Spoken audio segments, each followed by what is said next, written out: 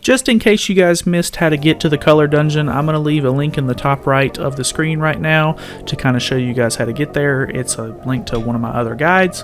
But other than that, let's jump right into this dungeon. Really quickly, before we get into this, I want to thank the people at Polygon.com, mainly because they have a lot of interesting images that I'm going to put up in the middle of this. The first one being this image right here, which is basically, it's the entire map, but it has all of the points of interest on it, and it's just going to make it a little bit easier for you guys to see it on the map instead of me having to go through and just make it myself. So I'm going to leave a link to the actual guide that they have. It's a written guide on their website just to kind of make it easier for you guys to use if you want to. But yeah, so kind of use this as like a point of reference for everything in the dungeon. Anyways, walking into the first room, we see these things on the ground slithering towards us. These are actually called Camo Goblins, and there's red and green variants, and apparently they will only attack you if you get close to their specific squares. I did not have that sort of thing happen. I think the red one came towards me even if I wasn't close to it at all, so not quite sure what the deal with that is, but just take them out. They're pretty easy. Just hit them as soon as they pop up, and then you're good to go. Walking into this next room, we're going to see the kind of reoccurring theme for this dungeon, which is going to be there's these little blocks that we have to hit, and then they change shapes and colors. Your goal is to get them to be the blue squares, and you want to make sure all of them are blue squares. Just hit them a couple of times here and there and kind of get the hang of it, and then once they all become squares, a chest will drop down from the ceiling, and then we open that up to get the compass. Walking through the next door on the right, we see a bone putter flying around in the air, and he's going to be dropping bombs on us, so kind of just stay out of his way. There's also these squares on the ground. They start off green and get more cracked as you jump on them and change colors. Once you hit one that's red, it disappears forever, so you just kind of bounce around at your own, discretion. Make sure you don't fall on one that's already been broken, but you can, once you jump up in the air, you can slice him down and kind of break his wings off and then take care of him. Easy peasy, no problem.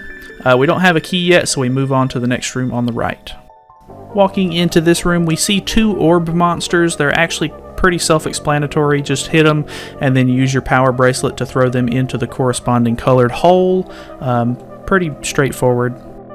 Once you do get both of them into the hole, though, a chest will drop down from the ceiling, and this is going to be the chest containing the stone beak for the dungeon, which is going to let you talk to the statues and get your tips as always. Walking down to the south room, we see two more Camo Goblins that are green and two that are red. We take them out pretty easily, and then you can break these pots if you want to grab some extra items or whatever, but then we're going to head through the room on the left. Pretty much the same as the other room with the little bouncy pads. We have two more bone putters, except this time they don't have wings, and they're basically just going to walk all over the room and kind of damage the squares on the ground. Just make sure you kind of take them out quickly so that way they don't make too many holes in the floor, and open the chest to get the key, and then we're good to go. We'll head up through this little top door and bring us back out into the room with the keyhole. So, since I was really curious, I went ahead and opened it up and walked into the room, and boom bam, we find our first mini-boss. This dungeon actually has two different ones, but this is Dekudon, which is kind of like, he's like a big stone golem. He's gonna basically jump and ground pound on the floor and drop these boulders from the roof. If you use your Rock's Feather to jump at the right moment, you can kind of stop the staggering animation that plays that will kind of make you take a lot of damage. So just make sure you try to get in close and hit him as many times as you can and jump as much as you can, so that way you can make sure you don't get staggered as much. And yeah, it's a pretty simple boss fight, but just kind of stay out of the way of the boulders. I know they kind of fall around and then move directions really sporadically, so sometimes it can be pretty hard. I think I survived with half of a heart left, so that was kind of on the edge there. Moving through the door on the left, we see two more bone putters jumping around on the squares. We're going to take them out as quickly as possible so that way they don't make the floor fall in too much. And then underneath the pot on the left, we can pick it up to find a button that will reopen all the doors.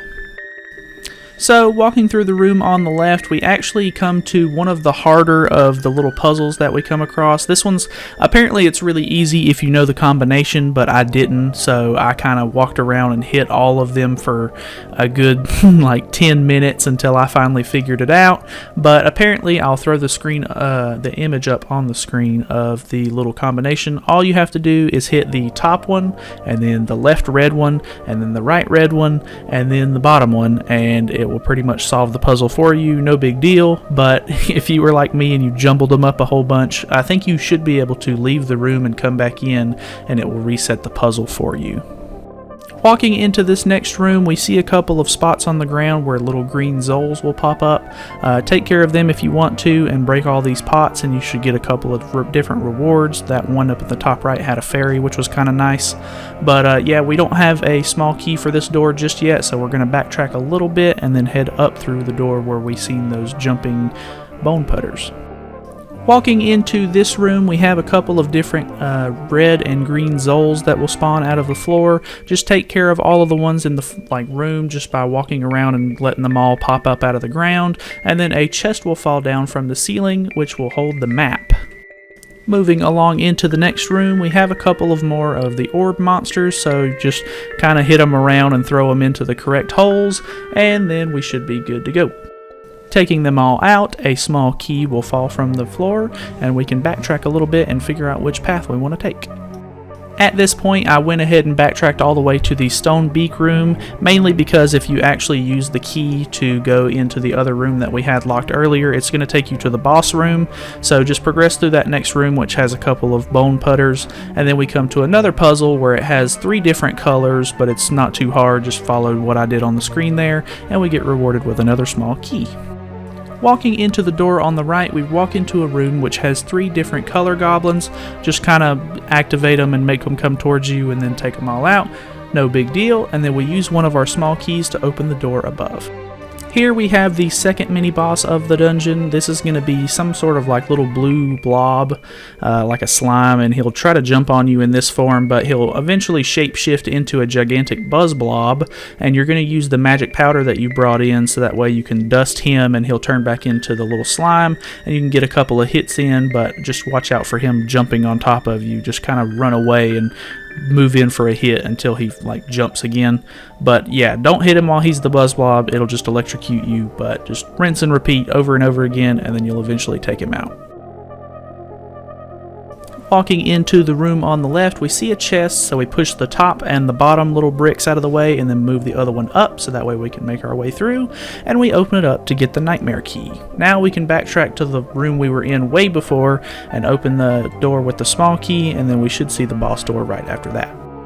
Oh, and by the way, if you make your way back to the room with the compass in it, which is the 3rd dungeon room, you can actually see a little crack in the wall here. Use a bomb on it and blow it open, and you'll go into a secret room which has just a whole bunch of blue rupees. I guess this is just nice to pad out your wallet if you need the money.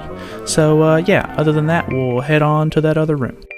Unlocking the door with the small key, we open up and see a couple of the blocks and a light crystal. Hit the crystal to change the colors and walk back across the blue, and then we can open up the boss door.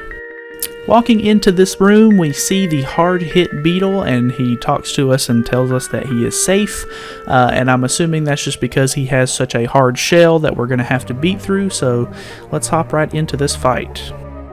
So when you start the fight, you'll hit him, and each time you start to progress towards getting a little bit more damage on him, he's going to spit these little star things out on you, and he also changes shades of color all the way towards red once you get him all the way down to his lowest. But you got to kind of keep the damage coming, or else he'll heal a little bit and it'll go up one stage. So just kind of close the distance on him as much as you can. Once he actually reaches the little orange phase, which is I think two stages before he finishes, you actually get rid of him all the way, he's going to start summoning these green Stalfos, which drop down from the ceiling, and they're going to jump and try to ground pound you a whole lot. My best recommendation is just really stay on top of him as much as possible. Even use your Rock's Feather to jump around if you can to kind of close the distance, because if you let him heal, he's just going to summon more and just start spitting more of those little star things at you. So just run towards him as much as you can and hit him. I actually died once on this, so I don't know, just close the distance. That's really the only tip I can give you. Once you take out the boss though, he's going to drop a fairy and then also a teleporter to go back to the beginning of the dungeon, walk through to the next room, and we'll see the Queen Fairy. Talking to the Fairy Queen, we actually get an option. She's going to tell us to choose a color, which will be either red or blue. One is for offense, one is for defense, and we actually will get to change our tunic color here. Obviously the red one is to increase your power, and then the blue one is to increase your defense. I think all it does is it'll double your damage, and it'll cut all of your damage in half if you choose the blue one. So I went with red just because I feel like getting in more damage would be a little bit more helpful. Plus you get all these hearts throughout the game, so I just personal preference. But yeah, this will actually give you a pretty big advantage going in throughout the rest of the game, so I definitely recommend this dungeon. That is going to pretty much do it for this entire video. Thank you guys so much for watching, and I hope this guide helped you guys out in some way. Don't forget that I have a lot of these other guides up on my channel if you need any help with some of the other stuff that I've done. I'm pretty much going through it as I go through the game, so it's just all the other guides up until this point are going to be from previous stuff in the game, but I'll be coming out with new guides in the future, so stay tuned for that. And yeah, I thank you guys again for watching, and I'll see you guys in the next guide.